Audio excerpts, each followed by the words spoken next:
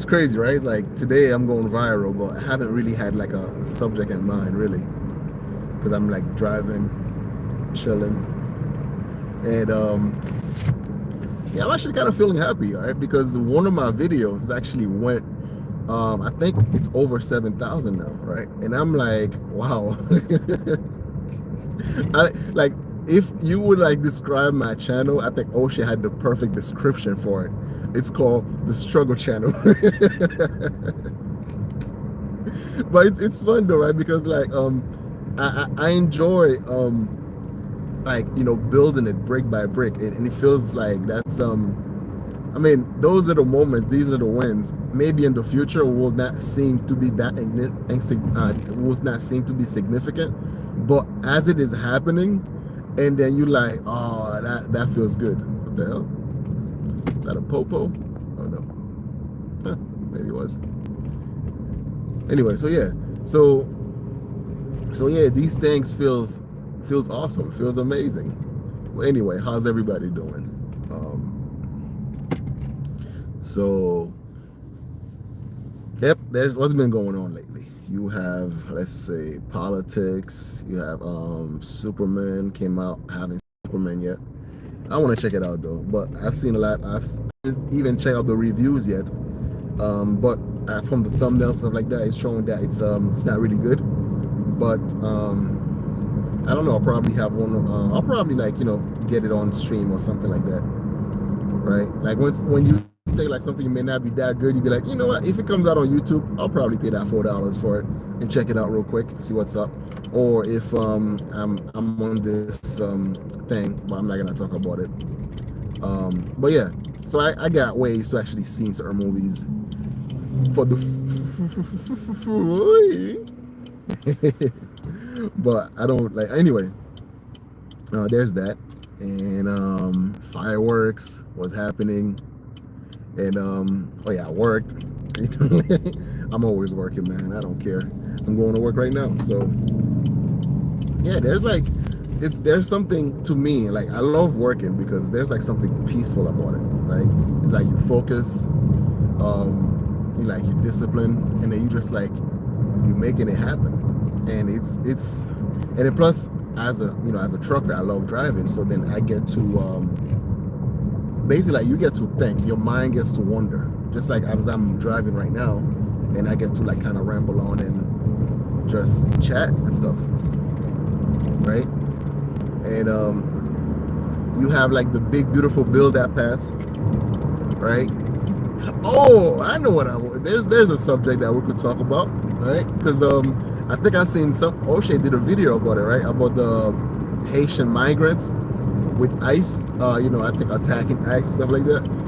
Oh man, oh, that is. The funny thing is, like, I haven't really got too much information about it because I was like, all right, I'm gonna look into it more and actually do a video about it, right? But which is now I can't really talk about it because I haven't really done enough research to give my opinion in a more constructive manner, right? But I will say this, right? Like being in someone else's country is a privilege. It's not a right, right? And especially if you haven't gone the proper procedure and stuff like that, right? Because I remember when I was coming over here, and then we got the paperwork done and everything, and then my mom will always make sure to let me know, like, hey, listen, while you're over here, don't do anything stupid because they will deport your ass, right? So, and I was coming over here legally. Now imagine for some people that are not here legally and stuff like that, right? I mean, I get it. Some of them are not because they're not here illegally. It's because like the temporary stuff that Biden have done for them is coming to expiration. I don't think Trump is gonna renew it and stuff, right? So, in my perspective, right, it's like this. I think ever since I was born, I probably had like growing up in Haiti for that little time I was there in Haiti until I was like a teenager, right? I probably have known like maybe 4 years of my life out of 13 that was like peaceful, right? everything else, like every year there's like some sort of coup, some sort of disturbance, there's some sort of this. Our parents had to send us to the countryside and all that stuff, right? So then it's like the level of instability that goes in Haiti is very difficult for anyone to raise a family there, right? So I do understand why immigrants do what they do, right? Well, I'm an immigrant as well too. And I understand why the people would actually take that risk to come over here to, you know, try to make it happen. However, this is how I see it, right? There's a saying: no immigrant love their country more than those who refuse to live there. So, which means sometimes when you have like people like foreigners and stuff like that, you know, people even including Haitians, just like myself, right? So, and I can understand like sometimes it's the go-to insult when you be like, well, get the fuck out of, you know, out of our country and stuff like that, right?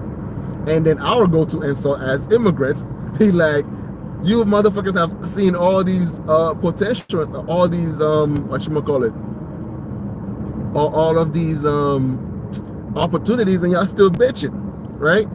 So it's like, well, if it wasn't for us providing all the opportunity, you wouldn't even be here in the first place. Why don't you blah blah blah, right? So it's like there's always this, sometimes it's like adversarial between Caribbean and Black Americans, which I don't mind it, right? I think it's fucking fun as hell. Right? But there's the level of truth that comes from both sides, right? Because it is true that a lot of African Americans take for granted the opportunities that is here in the United States. That part, it is true. Some African Americans, the ones that complains the loudest, the ones that are the most anti-white, the ones that are the most pro-black, tend to have that, like, you know, they turn, like, it's almost, they refuse to take accountability for their actions. But the thing is, when it comes to accountability, every ethnicity have a group of people that refuse to take accountability, which means whatever's going on in Haiti as a failed state, we as Haitians first and foremost have to be accountable for that. That includes myself, right? That includes on the way that we vote, that includes on the way that we actually know what we support, that includes on like some of the things that we do, so on and so forth, right? So what I mean by this, right? Okay, so we might say, but Mark, but Haitian, ain't you like a Trump supporter, right? Yeah, of course. But now, how does that correlate, right? So you also have the people that, you know, was, whatchamacallit, right? The people that was responsible for, let's say, the last assassination on our president happened to be on the sleepy guy, right? So then therefore, it's like, to me, it's like, well, that's not voting within my interest. Or the time when, let's say, the Clintons, they actually, you know, they robbed our country. They, you know, with all sorts of scandals that was taking place via their GMOs, right? And how am I supposed to support someone like that? Not, obviously, I wasn't gonna support Hillary and stuff, right? And then plus you have, let's say, now as far as Trump, what has Trump done? See, I don't really talk much about politics when it comes to my family, right? Because sometimes I do, sometimes I don't. So let's say, for instance, because I was having a conversation with my cousin's husband and stuff like that, right? He's freaking awesome, by the way. We don't agree politically, but he's reasonable. I like talking to people that are reasonable and stuff like that, right? Like, you know, things that he doesn't agree with me and things that, like, he knows how to articulate his point. And to me, it's like, okay, I can agree with that and all that stuff, right? And therefore, like, people that can admit that when you actually have a good point and would actually argue with you the things that they don't agree with, to me, that's honest conversation right there, right? And I love that.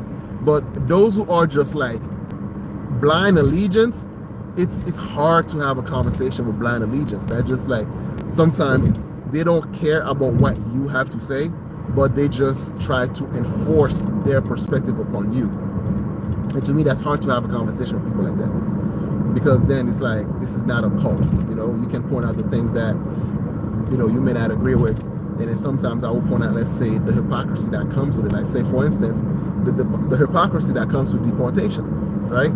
You had, let's say, our black president, Obese, Mr. Obama, his nickname was the deporter in chief, right? You know, Clinton deported a whole bunch of people. You have, let's see, other president like George Bush deported a whole bunch of people. Clinton deported a whole bunch of people. Obama, Biden. So everybody deported a whole bunch of people. Why Biden not so much, right? But it's like,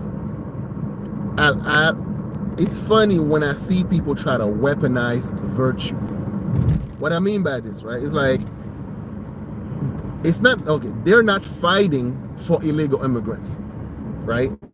They are fighting against the United States. They are fighting against Trump. That's why they can afford to be contradictory in their belief system, right? Because, like, think about it, right? It's like, okay, they're not for immigrants. They are against the American people, right? They're not like, you know, they're not for black people. They are against white people, right? You see the difference? That's the difference. They're not for Haitians, right? They are, you know, they are like against law and order, like immigration law, because every country have a set of immigration law, stuff like that, right? You have to allow the people that you want in your home, you have to be the one that give them permission to enter, right? So because, you know, when you actually flooded the immigration system, right, you were like, the party was looking out for the best interest, because, like, you know, black people was getting tired of their demand was not being met every election cycle. You know, you're just saying trust me, and then, like, you keep making excuses for black people. So black people were getting tired of being Democrats, right? And then now they're like, shit, like, this demographic is being reduced, so we have to flood in the population. So then therefore, whenever the 13 the black vote finally, like, you know, goes 60-40, then they don't have to worry about it, because there's plenty of illegal immigrants that already flooded the country, right? That's from a political aspect, right? Now let's say from a manufacturing aspect, right? The farmers, manufacturing, and all these people are like, well, if I can get these people on minimum wage, then, like, yeah, hell yeah, I can do that, right? So, but there's also now, that makes it harder now for the working class of America. Like, the people that, let's say, you know, they can get the job for, let's say, 15 bucks an hour, right? They can negotiate that from a working class, right? But if you can get the illegal immigrants doing it for you at 9 bucks an hour, right? So then now you actually eliminating the working class's negotiating power to, like, you know, negotiate directly with the employer to, you know, to actually, like, get compensation, all that stuff, right? And I do understand that to a certain degree that union workers, I mean, they went overboard, right? So there's always going to have to be a balance between employer and employee. You don't want to, like, undercut the employers too much, but at the same time, you cannot, like, undercut the U.S. population, or the people that have the right to be here, right? And now, as far as, let's say, the very low wage and stuff like that, right? Or let's say the labor that Americans, let's face it, don't want to do, right? So then how about we focus more on immigration reform, right? Because we all can agree that the process is so tedious that it can actually be, there's a way we can actually we can fast track some of these processes by either upgrade how, let's say, process gets moving from old computers to, like, better IT system and all that stuff, right? Better training for how the process can move on further or faster. And then also, you know, issuing, let's say, visas, let's say, that already exist, you know, like the HB1 visa and stuff, right? There's an opportunity there as the midterm is gonna commence. There's an opportunity there for the Trump administration to be able to actually galvanize some of these things, right? So it's like, all right, so for the people that, you know, that been here, let's say, like, between 8 to 10 years, right? Let's say 8 to 10 years. Okay, you're still illegal? All right, cool. So then, like, you can prove that you've been in this country for that long. Okay, now you can either Now, let's say if you will accept, right, to like, let's say you would pay a fee for, let's say, how long, okay, let's say the fee the fee is like $10,000, right? You get charged $10,000, but not all at once. It gets taken away from your paycheck, on a monthly basis, something like that, right? So you pay that fee, and then you now also, like, you apply for a visa, right? So you apply for a visa first, like a 5-year visa, and then after that, as you get your visa and everything like that, right? And then you apply for, let's say, citizenship, because as you paying the debt and all that stuff, right? So then now, because you paying within the system of you didn't contribute to it or something like that, right? To me, I think that would be fair, right? And if you've been here let's say shorter than 10 years, right, but you haven't really been doing anything stupid, whatever, right, you can be like, all right, so I apply for the H1B visa, but you're still gonna have to pay a fine, right? But you're not gonna get like a regular 5 years visa, but you're gonna get like a seasonal visa, and you have to keep reapplying for it like every year or something like that, right? Until now you can be monitored to be like, okay, you're not a person that's gonna fuck shit up. I think that would destroy the Democratic Party, because the one thing that they claim that they're fighting for, you can obliterate that, right? Because now, what are they gonna do to go against Orange Man, right? So I think it's a good idea. But as far for the Haitian stuff, I gotta do more research about it so I can actually make a video and all that stuff. And how do I feel about it? I think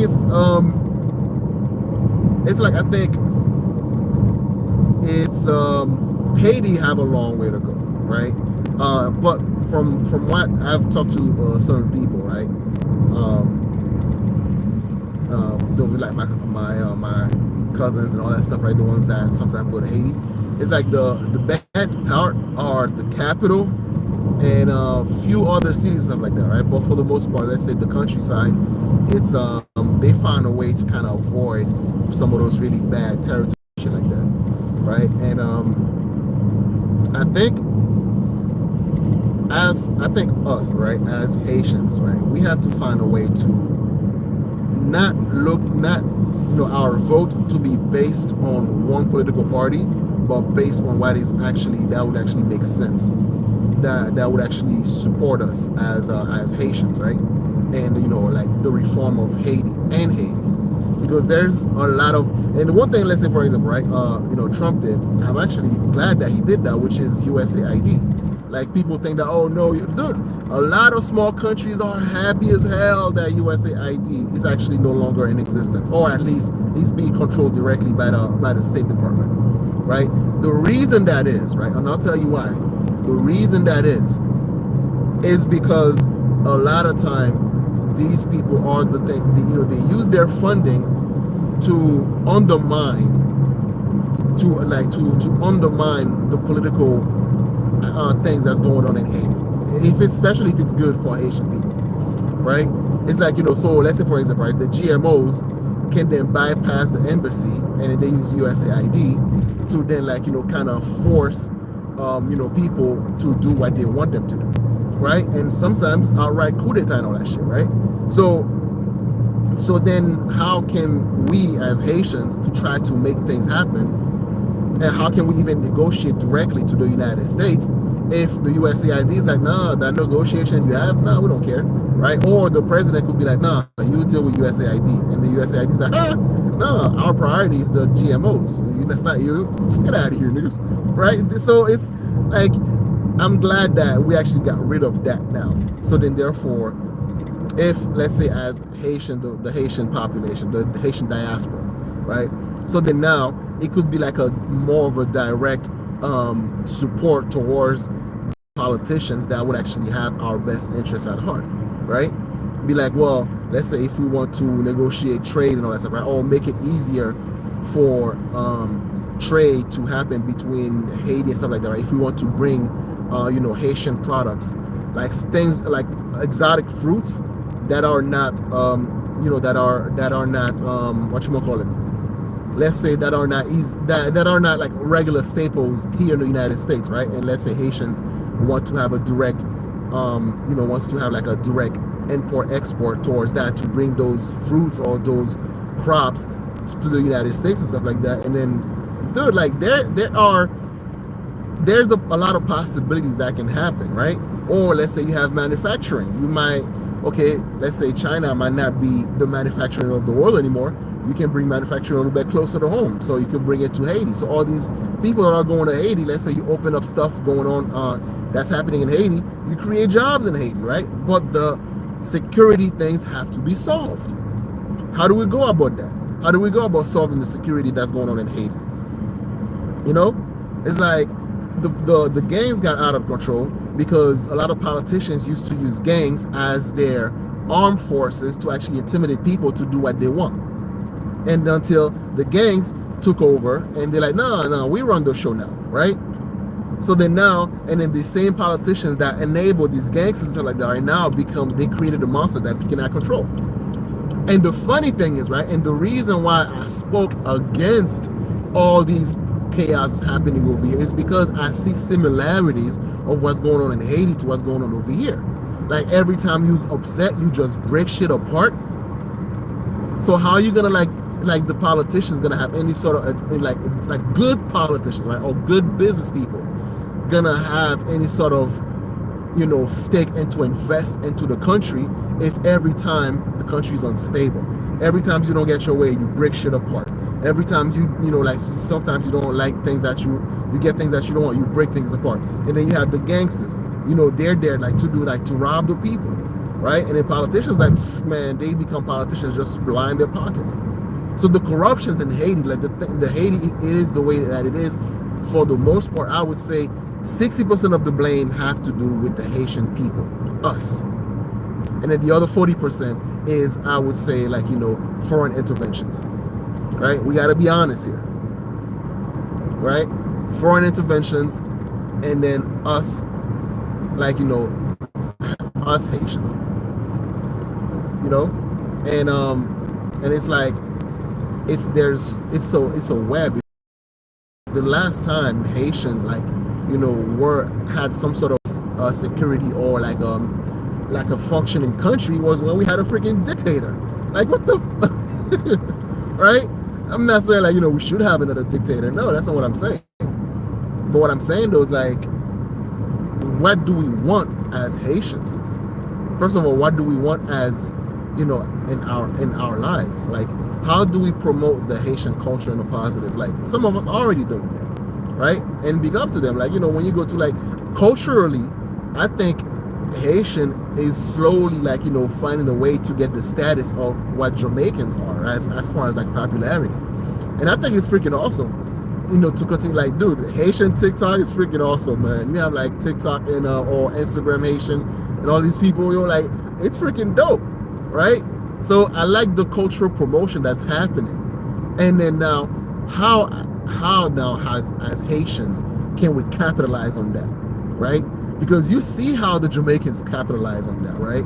How they're able to, like, you know, with they popularize the reggae, they popularize, like, you know, all these artists and stuff like that, right? They create like a cultural phenomenon with that, right? So it's like, I can see how Haitians, we're slowly making that happen. And I think, like, you know, that's freaking awesome.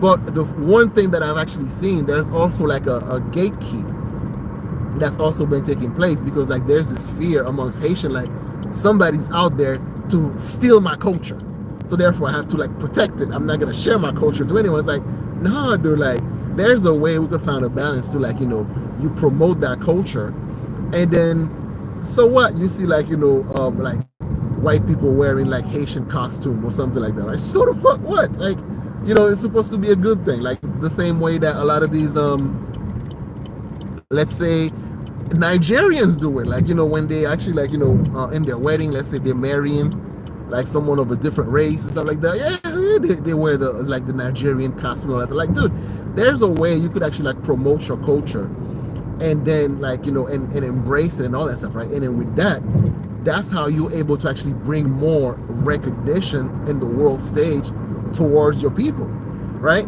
So then that would also affect policies, right? Imagine, let's say you have the Haitian Council, right?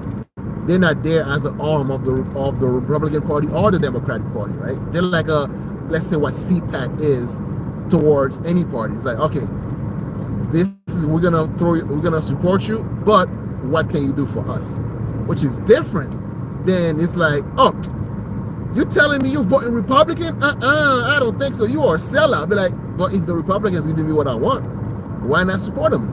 No, it's like, so then you diminish your leverage. It's all, power is all about leverage, right? So your loyalty should never be for just one party. It should be for the people that's actually gonna give you what I want, gonna give you what you want, right? So then you first now have to find out, what do you want? What do you want for Haiti? Do you want like the whole Haitian population to come to Haiti, to come to the United States? Then if that's the case, then why not advocate for Haiti to become like a territory for the United States? Oh, you don't want to do that? Okay, why not? You claim that you love Haiti so much, right? You're so proud of the, being Haitians, 1984, blah blah blah. Which there's nothing wrong with being proud of your culture. You can still be proud of your culture, but also find a way to actually, like, but also be respectful to other people's culture, right? And I've seen, like, sometimes a lot of this pride thing comes from a false sense of ego. It's like, like somebody else, I think I heard that quote before, right? Like, they're like, the foreigners who are the most proud of their countries are the ones that refuse to live there, right? And there's some truth to that. You have to be able to, like, have a level of criticism. Okay, cool. If, let's say, they were to kick all of us out of here, right? All the Haitians have to go back to Haiti. All so-and-so have to go back to Haiti, and so on and so forth, right? So then, like, how would you be able to survive in your country, right? Because I thought, like, the whole point was, let's say, whether we're working over here, right? But we also make Haiti a place that's livable, that's breathable. And then once we get our retirement money, we can go back and chill over there, like the Jamaicans do, like, the Belizean do, like all these countries and all these Caribbean countries do, right? Like, they don't have to, like, come over here, like, and beg and to be here, shit like that, right? So then, therefore, like, what step are we taking to fix Haiti? And that's a question I'm also asking myself, right? Like, what role should I play in this? Like, if we say that we care so much about it, is it like, we just, like, hating the people that, that doesn't want us in their home?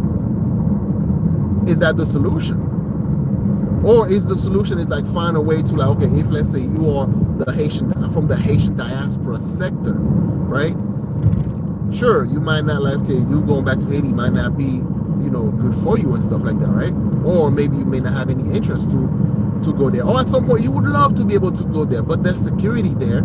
It's like, it's not, it's not conducive. So then how can we pay more attention and find a way, okay, so which candidate should we support? And then what are the conditions for us to throw our supports behind those candidates, right? And then we can pay more attention to what's going on with Haitian politics, And I do understand, right? I'm gonna tell you what, I do understand why there's such a disconnect between the immigrants population and Republican, right? Because I was at my mom's house once, right? And I was listening to like some Haitian news. And then they were, like, talking about Trump and all this stuff and everything like that. And I'm like, that's not what the fuck happened. And I'm like, and because I speak English, right? So I speak English, so I have an understanding what's been going on politically, right? But the people that are, like, feeding the news to that population sector, they already have, like, such a strong bias. So then it's like, to them, it's like they're feeding the propaganda that they get from, let's say, left-string news, and they're feeding it to their people, and then they actually add in their own little extra saltiness, little extra salsa to over-exaggerate the matter, and then to give it that, like, you know, it's so funny. Like when I was listening to it, I'm like, oh my God, no wonder so many Haitians that I've come across have this like such a negative view on Trump. It's because, like, you know, like they're not getting, they cannot understand the English versions of all this stuff, right? So they get the Creole version, and the Creole version is from the sources of, let's say, less stream media. They don't get the right stream media, right? So then it's like, so their source already biased plus overall, and it's like, oh, okay, so I see where that comes from. So it's hilarious, man. It's funny as hell. But yeah, so definitely. Oh, also I have one of my videos that's actually it's going viral right now with with the whole cruise thing. I'm happy as hell. I think that's like the second time, right? Oh, did I talk about this earlier? Yeah, so it's like it's kind of like the second time, like one of my second or third time my videos, like, you know, getting a nice little chunk, and it feels good, man. And I know, like, in the future that I would probably feel like it's something that's normal or regular, but as it has happened now, and it's something that's like, that's awesome, that feels great, right? And I would like to enjoy those like small wins from a struggle channel. And if you've seen my videos before, and if you haven't subscribed, like, you know, hit the subscribe button and let me, because I think right now I'm at 1,840 something subscribers, right? And if you could, you know, help a brother out to actually get those numbers up and everything like that, that would be freaking awesome. So yeah, thank you guys for showing up to my channel, and then yeah, I like it. I really enjoy it. So, like, thank you. Subscribe, hit the like button, and comment, please. But anyway, so I'm out of here, and I will see you guys later. All right, peace.